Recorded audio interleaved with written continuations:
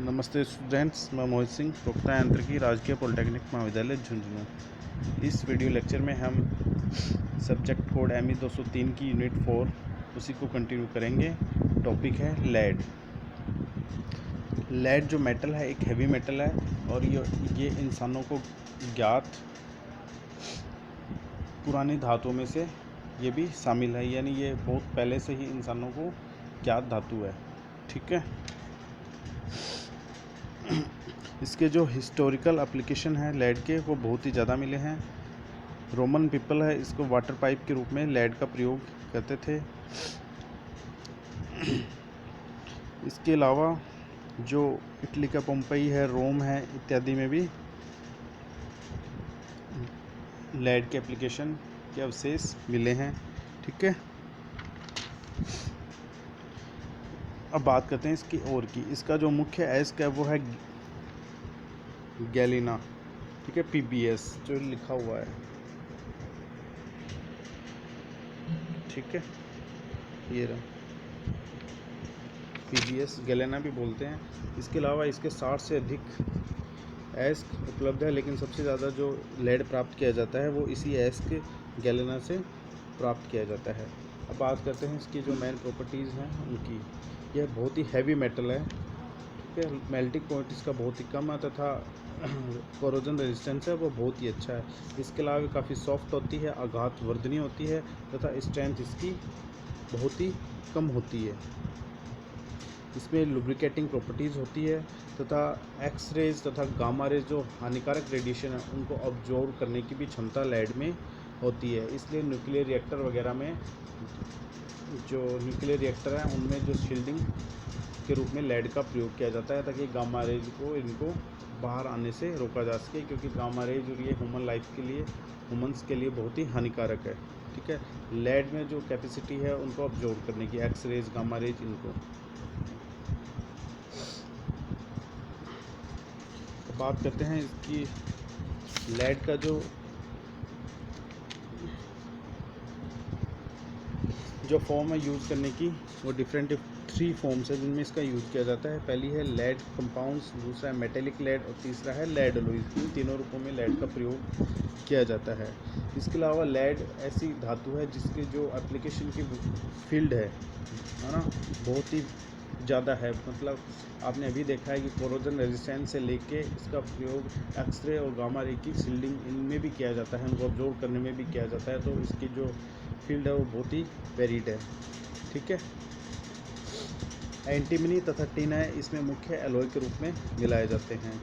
ठीक है। Antimony add करने से इसकी हार्डनेस तथा स्ट्रेंथ बढ़ती है तथा टिन ऐड करने से मेल्टिंग पॉइंट इसका लेड का है वो कम होता जाता है।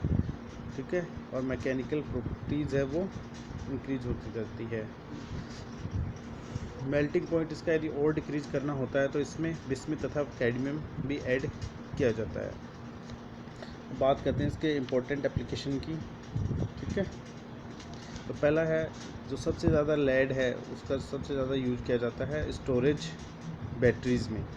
ठीक है, मेटेलिक लेड के रूप में तथा लेड पिगमेंट्स के रूप में। जो बैटरियाँ होती है, आपने पढ़ा हुआ लेड सल्फेट, और उसमें जो लेड की जो क्या होती है ना, जो बैटरियाँ आती हैं अपनी, है ना, स्टोर करने की, इलेक्ट्रिसिटी स्टोर करने की, उनमें लेड का प्रयोग किया जाता है। ठीक है। दूसरा है इसका oxidation resistance. High oxidation resistance होने की वजह से इसको जो सल्फ्यूरिक एसिड है कंसनट्रेटेड, उसकी सीटिंग के रूप में भी किया जाता है। यानी आवरण बनाने, सल्फ्यूरिक एसिड को ढकने के लिए, उसको रखने के लिए जो आवरण बनाए जाते हैं उनमें भी लेड का प्रयोग किया जाता है। एसिडिक चैम्बर होते हैं जो। तीसरा पॉइंट है एक्स रेज तथा गामा रेज के रेडिएशन है उसको एब्जॉर्ब करने में भी इसका प्रयोग किया जाता है। नेक्स्ट पॉइंट है इसका कोरोजन रेजिस्टेंस हाई होने की वजह से इसका प्रयोग प्लम्बिंग इंडस्ट्री में पाइप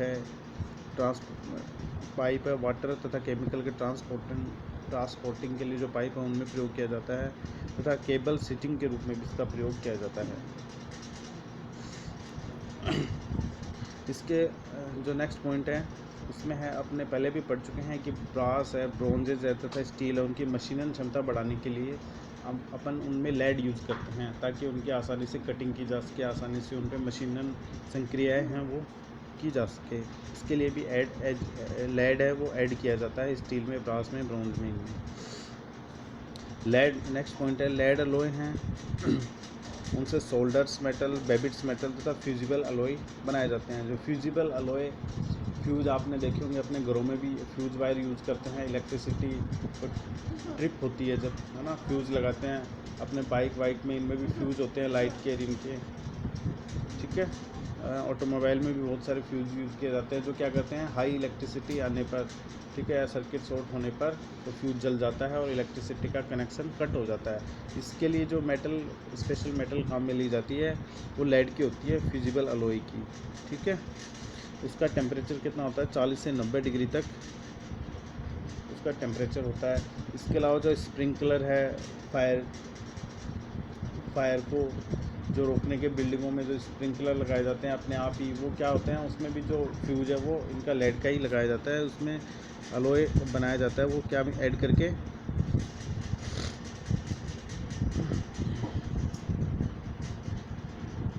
ठीक है। स्प्रिंकलर जो है इनमें फ्यूज़ के रूप में भी इसका प्रयोग किया जाता है ताकि जो जैसे ही आग लगेगी बिल्डिंग में तो वो गर्म होगा तो वो फ्यूज़ पिघल जाएगा और पानी उस स्प्रिंकलर से बहने लग जाएगा, ठीक है। इसके अलावा फिल्टर के रूप में भी इसका प्रयोग किया जाता है, ठीक है। जो फ्यूज़ के लिए जो यूज़ किया जाता है उसमें लेड होता है, बिस्मिथ होता है, टिन होता है, कैडमियम इत्यादि जो अलॉइंग एलिमेंट्स है वो यूज़ किए जाते हैं, ठीक है। अपने घरों में भी देखा है फ्यूज़ जो पिघल जाता है, अपन फिर वायर चेंज इसमें करते हैं, यानी अधिक इलेक्ट्रिसिटी आने पे जो टेम्परेचर जनरेट होता है उसमें वो वायर पिघल जाता है, ठीक है, और इलेक्ट्रिसिटी का फ्लो रुक जाता है, हम फिर उस फ्यूज़ को रिप्लेस करते हैं, ठीक है। इसके अलावा नेक्स्ट एप्लीकेशन है इसकी डेंसिटी तथा कास्टेबिलिटी अधिक होने से इसका जो प्रिंटिंग इंडस्ट्री है उसमें भी इसका प्रयोग किया जाता है, ठीक है। इसके अलावा वेट्स तथा काउंटर बैलेंस बनाने में भी इसका प्रयोग किया जाता है क्योंकि एक हैवी मेटल है, ठीक है।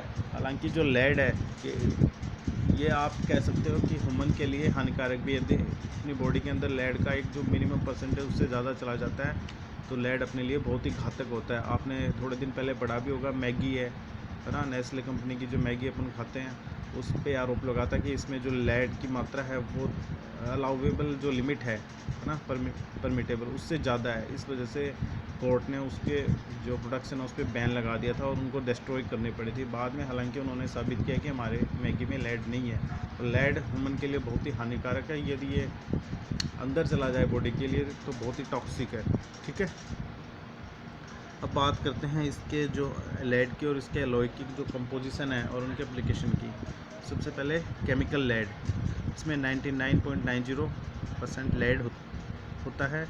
इसका कोरोजन रेजिस्टेंस है केमिकल्स के प्रति वो बहुत ही ज़्यादा होता है।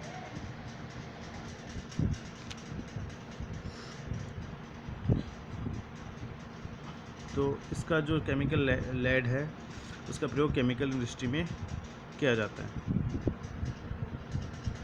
दूसरा है कोरोडिंग लेड, जिसमें 99.73% लेड होता है। इसका कोरोजन रेजिस्टेंस बहुत ही ज़्यादा होता है।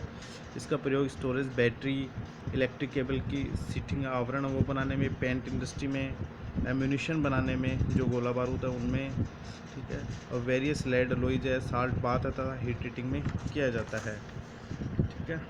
लेड का प्रयोग पहले अब भी किया जाता है एम्यूनिशन, गोला बारूद बनाने में, और पहले भी पुराने समय में भी जो बुलेट्स बनती थी, गोलियां बनती थी, वो लेड की बनती थी। तीसरे टाइप का जो अलॉय है लेड का वो है आर्सेनिकल लेड, यानी इसमें आर्सेनिक होता है। तो इसमें होता है 99.6% lead, 0.15% arsenic, 0.10% tin, 0.10% bismuth, plus copper, plus tellurium ये होता है। इसकी हार्डनेस तथा फटीग रेजिस्टेंस बहुत ही ज़्यादा होती है। इसका प्रयोग केबल सीटिंग में मुख्य रूप से किया जाता है। उसके बाद है एंटीमोनियल लेड, यानी इसमें एंटीमनी होती है। इसमें 90 से 99 5% लेड और 1 से 10% तक एंटीमनी होती है। इसकी हार्डनेस तथा स्ट्रेंथ बहुत ही ज़्यादा होती है। इसका प्रयोग स्टोरेज बैटरी की प्लेट बनाने में, केबल सीटिंग में, कोलैप्सिबल ट्यूब बनाने में, रोड तथा एक्सट्रूडेड पाइप इत्यादि में किया जाता है। इसके बाद है सोल्डर्स मेटल, जिनसे अपन सोल्डरिंग करते हैं, वायर को, कॉपर वायर इनको जोड़ने के लिए सोल्डरिंग करते हैं, वो वाली मेटल। इसमें 60 से 90% लेड तथा 10 से 40% टिन यूज किया जाता है। ठीक है, इसका मेल्टिंग पॉइंट बहुत ही कम होता है, गुड फ्लूइडिटी होती है, गुड वेटिंग पावर होती है और इसका प्रयोग मेटल्स को जॉइन करने में किया जाता है। हालांकि जो जॉइंट है वो इतना मजबूत नहीं होता है। इसके बाद है बेबिट्स मेटल्स। इसमें 60 से 80% लेड, 10 से 15% एंटीमनी, 1 से 10% टिन और 1 से 3% आर्सेनिक होता है। इसकी बेरिंग प्रॉपर्टीज़ बहुत ही अच्छी होती है और इसका प्रयोग सस्ती बेरिंग बनाने में किया जाता है। इसे वाइट मेटल्स भी बोलते हैं, बेबिट्स मेटल्स को वाइट मेटल्स भी।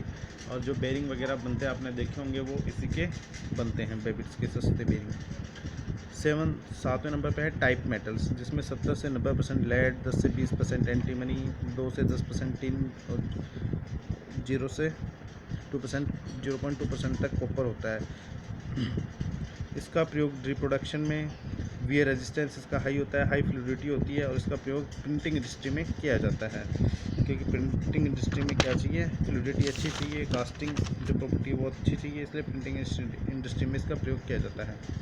लास्ट है वुड्स मेटल, इसमें 20 से 40% लेड, 30 से 50% बिस्मिथ, 10 से 20% टिन, 0 से 30% तक कैडमियम यूज किया जाता है।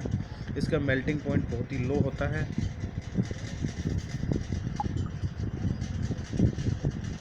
और इसका प्रयोग फ्यूज़ बनाने में किया जाता है। ठीक है, जो मैं आपको पहले भी बता चुका हूँ। इसके बाद जो आपको प्रॉपर्टीज़ की बात कर रहे थे, हमने क्या क्या पढ़ा है, टीन पढ़ा है, लेड पढ़ा है, जिंक पढ़ा है। इन सब की जो मैकेनिकल और फिजिकल प्रॉपर्टीज़ भी आपको इस टेबल में दे रखी है। जैसे लेड की बात कर रहे हैं अभी, तो लेड की जो क्रिस्टल स्ट्रक्चर है वो FCC होती है, फेस सेंटर्ड क्यूबिक। डेंसिटी इसकी बहुत ज़्यादा है, 11.3, इसलिए ये हैवी मेटल है, ग्राम पर क्यूबिक सेंटीमीटर। ठीक है, मेल्टिंग पॉइंट 327 तक होता है degree centigrade. Electrical conductivity 8.3%, IS में टेंसाइल स्ट्रेंथ 2 जो कम है, एलोंगेशन है परसेंटेज में 45, हार्डनेस नंबर है 3 तथा इसकी जो कोरोजन रेजिस्टेंस है वो एक्सीलेंट है। ठीक है, और केमिकल्स के प्रति भी और वायुमंडल के प्रति भी। ठीक है, वैसे ही टीन का दे रखा है, जिंक का आपको मैकेनिकल और फिजिकल प्रॉपर्टीज़ दे रखी है। तो थैंक यू स्टूडेंट्स, इस वीडियो लेक्चर में